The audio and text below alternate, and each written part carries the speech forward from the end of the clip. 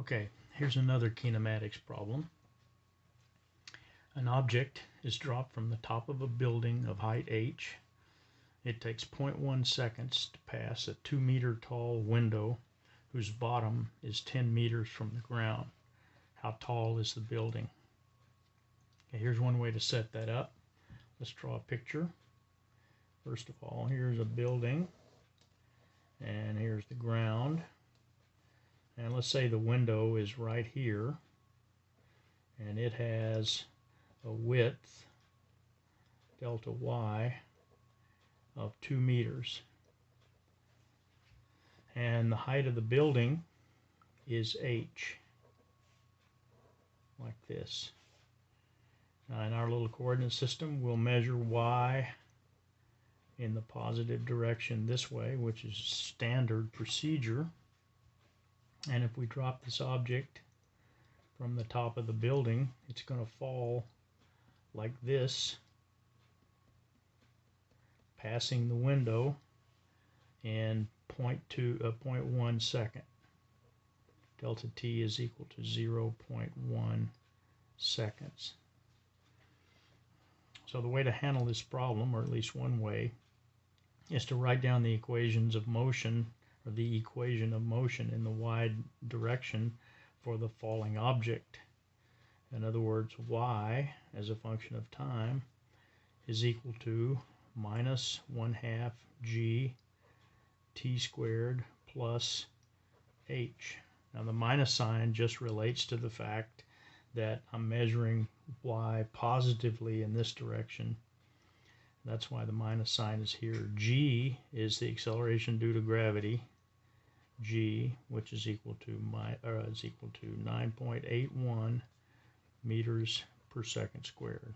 I just do this to keep this a positive number, rather than constantly saying that this is minus 9.81 meters per second squared.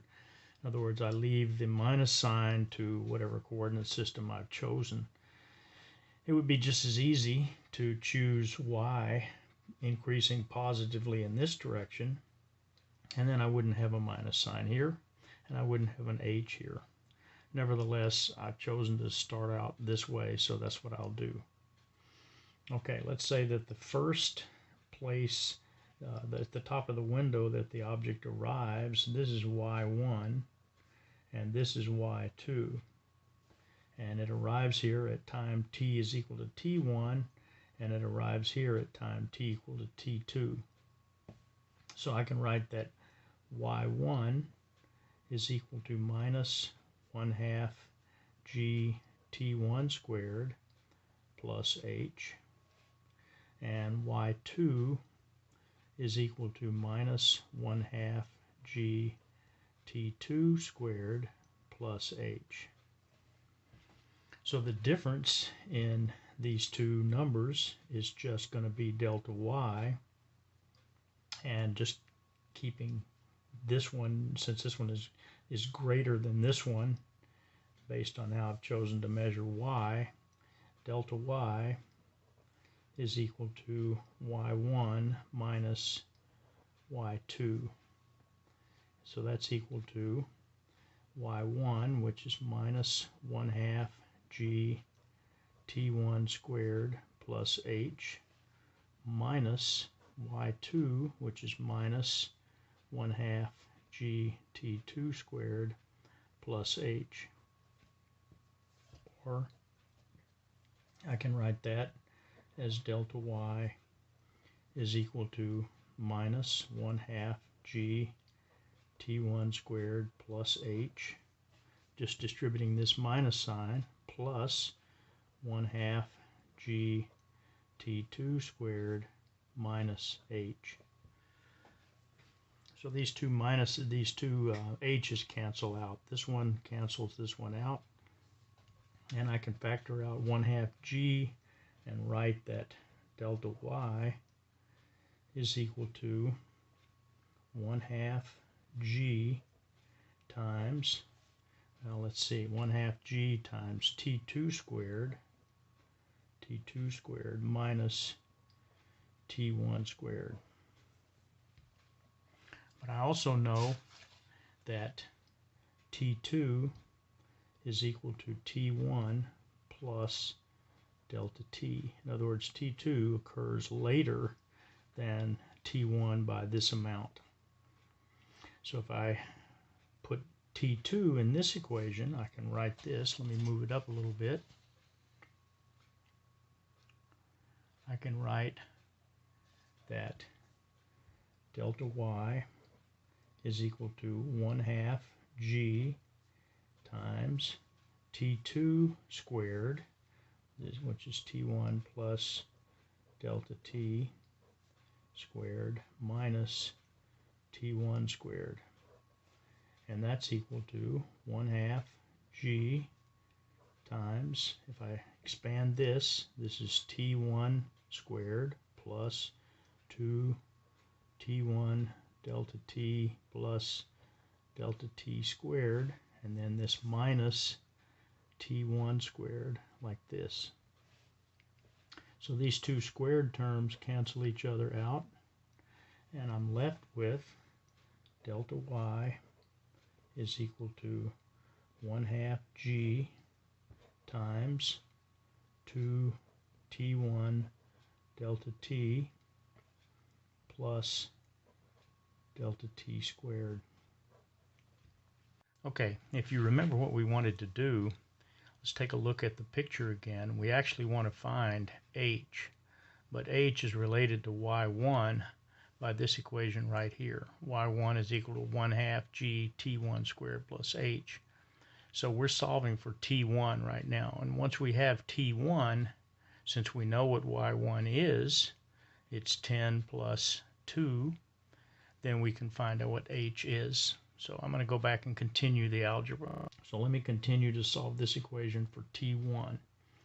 So if I multiply both sides by 2 and divide by G, I get that 2 times delta Y over G is equal to 2 T1 delta T plus delta T squared. And then that means that 2 delta Y over G minus delta T squared is equal to 2 delta T times T1. And if I divide both sides by 2 delta T, like this, like that, I get that T1 is equal to 2 delta Y over G minus delta T squared all over 2 times delta T. So all I have to do now is put those numbers into the calculator. Let me move it up here and get my calculator. So if I plug in the numbers, T1 is equal to 2 times delta Y, which is 2 meters, divided by G, which is 9.81 meters per second squared, minus delta T, which is 0.1 squared, so that's seconds, divided by 2 times 0.1.